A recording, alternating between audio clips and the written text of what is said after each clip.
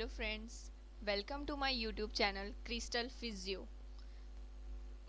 In this lecture, we will talk about anatomy and physiology of cerebellum. If you like my content, please like, subscribe and share my video. Okay, so let's start.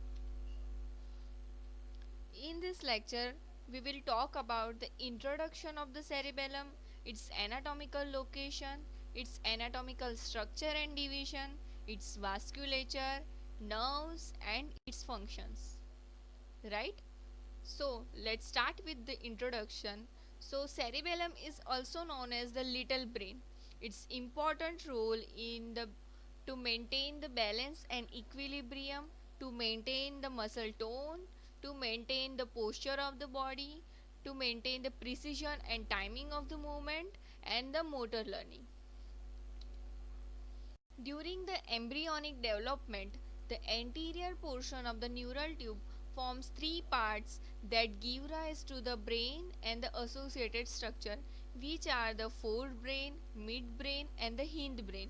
Forebrain is also known as the prosencephalon, which is also divided into two parts, which are the telencephalon and the diencephalon. Hindbrain is also known as the rhombencephalon, which is divided into two parts, which are the metencephalon and myelencephalon. Cerebellum develops from the metencephalon division. As you see in this diagram, there are two parts of the prosencephalon, which are the telen and the diencephalon. The thalamus is situated in the diencephalon region, right? Rhombencephalon, there is the metencephalon and myelencephalon, and the continuation of the spinal cord. Two main parts of the cerebellum, which are the cerebellar cortex and the cerebellar nuclei. Cerebellar cortex, a layer containing folded tissue containing most of the cerebellum's neuron. So I tell you, friends, there is three layers of the cerebellar cortex, which are the molecular layer, granular cell layer, and the Purkinje layer. Right? In the molecular layer, there are two types of neurons are present, which is known as the stellate cell and the basket cells. In the Purkinje cell layer, as the name suggests, there is a Purkinje cells are present, and in the granular cell layer, there is a granular cells and the Golgi cells, right? In the cerebellar nuclei, the innermost part of the cerebellum containing nerve cells that communicate information from the cerebellum. In the cerebellar nuclei, there are four nucleus are present. The cerebellum makes up just 10% of the total volume of the brain, yet it contains an estimated 50 to 80% of brain's neuron. The anatomical location of the cerebellum. The cerebellum located at the back of the brain, immediately inferior to the occipital and temporal lobes and within the posterior cranial fossa. It is separated from these lobes by the tentorium cerebelli, a tough layer of the dura mater, which is the extension of the dura mater. There is also falx cerebelli, which is the also extension of the dura mater, which divides the two cerebellar hemisphere. It lies at the same level of and posterior to the pons, from which it is separated by the fourth ventricle. As you see in this diagram, there is a red line which is the tentorium cerebelli, which divides the cerebrum and the cerebellum. Above the tentorium, it is known as the supratentorium, and below the tentorium, there is the infratentorium. Right? Most childhood primary brain tumors are infratentorial, while most adult primary brain tumors are the supratentorial. The location of the tumor may have prognostic significance as well. Right? Anatomical structure and division. The cerebellum consists of two hemispheres which are connected by the vermis, a narrow midline area. As you see in this graphic, there is a red line area which is the vermis, and either of the vermis there is a cerebellar hemisphere. It consists of grey matter and white matter, as the cerebrum also consists the grey matter and white matter. Grey matter is made up of the cell bodies and the white matter is made up of the axons. Grey matter. Located on the surface of the cerebellum, it is tightly folded, forming the cerebellar cortex. White matter, located underneath the cerebellar cortex, embedded in the white matter are the four cerebellar nuclei, which are the dentate, emboliform, globus, and vestigial. As I previously told you, there are four nuclei are present, which are the dentate, emboliform, globus, and vestigial. To remember this nuclei, there is a mnemonic called the "Don't eat greasy food," in which the D stands for dentate, eat suggests for the emboliform, greasy for the G suggests the globus, and the food in the F suggests the vestigial. Right? So you can easily remember this nuclei. Now, anatomical lobes. There are three anatomical lobes that can be distinguished in the cerebellum: anterior lobe, posterior lobe, and the flocculonodular lobe. Anterior lobe is also known as the paleo-cerebellum, posterior lobe as the neo-cerebellum, and the flocculonodular lobe as the archicerebellum. So, why this name are given to these lobes? So, archicerebellum is suggest for the older part of the cerebellum, and the posterior lobe is the neo, in the sense it suggests for the newer part of the cerebellum, right? These lobes are divided by the two fissures called the primary fissure and the posterolateral fissure. Primary fissure divides the anterior lobe and the posterior lobe from each other, and the posterolateral fissure divides the posterior lobe from the flocculonodular lobe. As you see in this graphic, there is a green area is the posterior, purple as the anterior, and the orange as the flocculonodular lobe. Zones.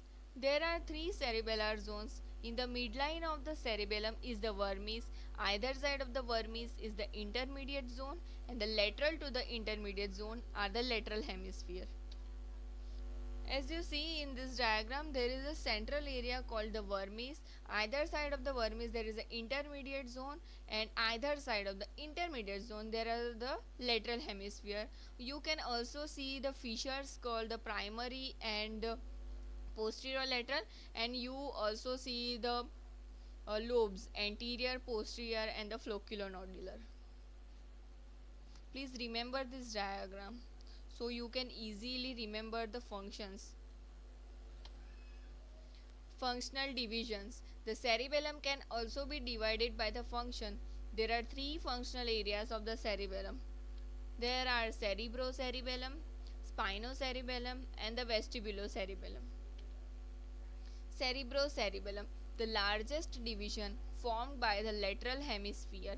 It is involved in planning movements and motor learning.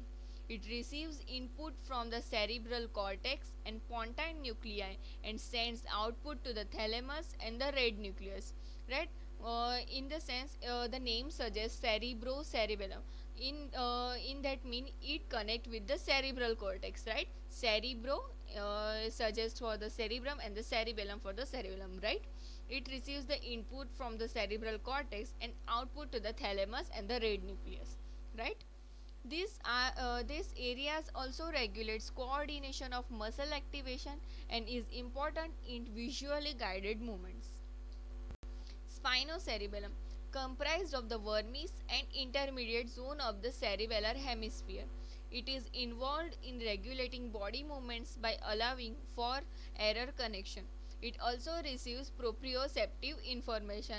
As I previously said, you spinocerebellum. Spinocerebellum means it connected with the spine, right? In the spine there are tracts present which are connected with the joints, muscle, and the tendons. So proprioceptive information is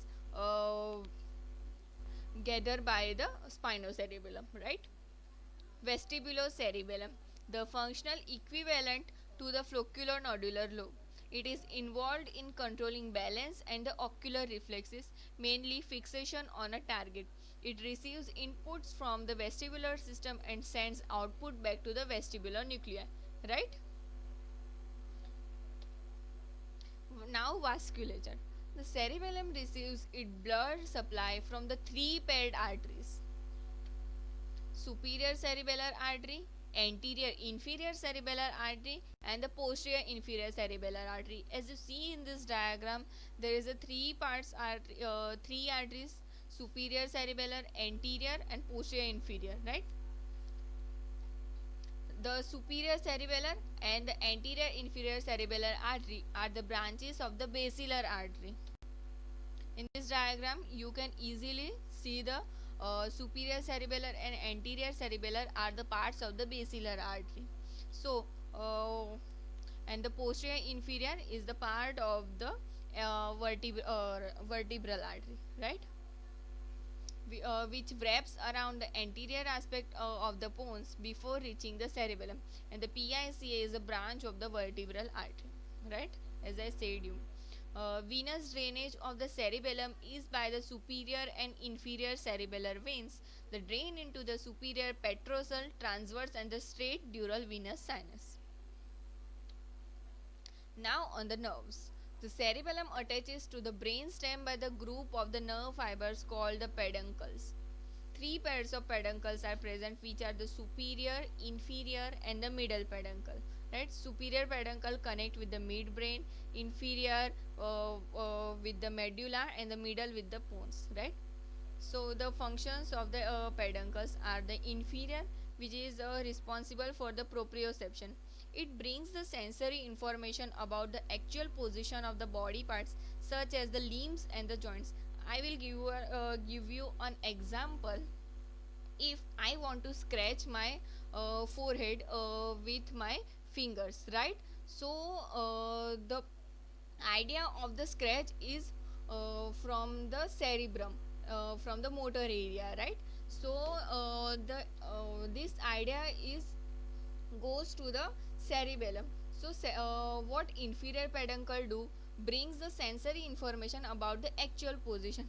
uh, Suppose my hand is in the adduction position, right? So the inferior peduncle receives the actual position, means it suggests the adduction of my hand, right? And the middle peduncle transmits the information about the desired position of these parts. So my hand is now in the adduction, so for the scratching of my forehead, I will bring my hand to into the abduction position, right? So the middle peduncle is responsible for the desired position of parts, right? And the superior, after integrating and analyzing the information from these two sources, the cerebellum sends impulses through the superior peduncle to the midbrain. In response, motor impulses are transmitted down through the pons, medulla, and the spinal cord to stimulate or inhibit skeletal muscles at the appropriate time and cause movement of the body parts into the desired position, right? This activity makes rapid and complex movement possible. As you see in this diagram, there is a superior peduncle, middle cerebellar peduncle, and inferior cerebellar peduncle.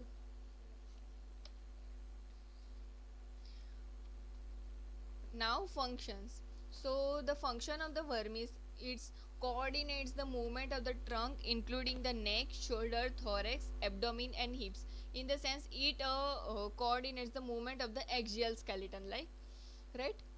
Intermediate zone control the distal extremities like hands and foot, and the lateral hemisphere planning of sequential movements of the entire body along with the involvement in the conscious assessment of the movement errors.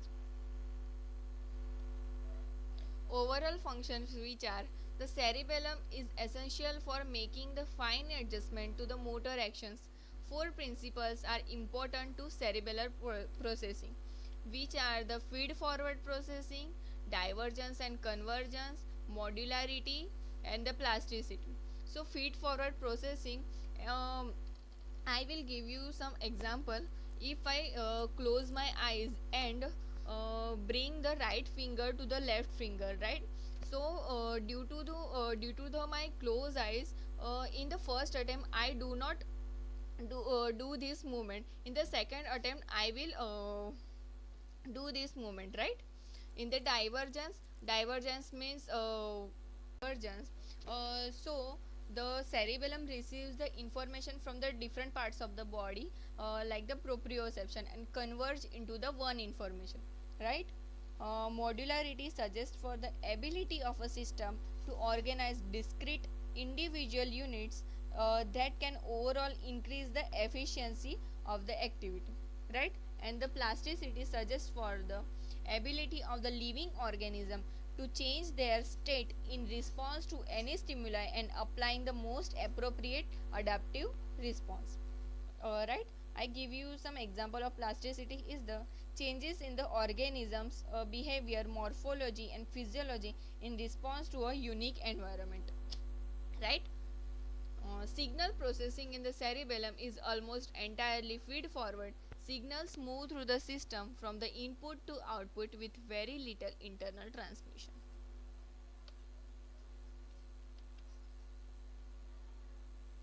So thank you for this watching my video. If you like my video, don't forget to like and subscribe and share also to your friends.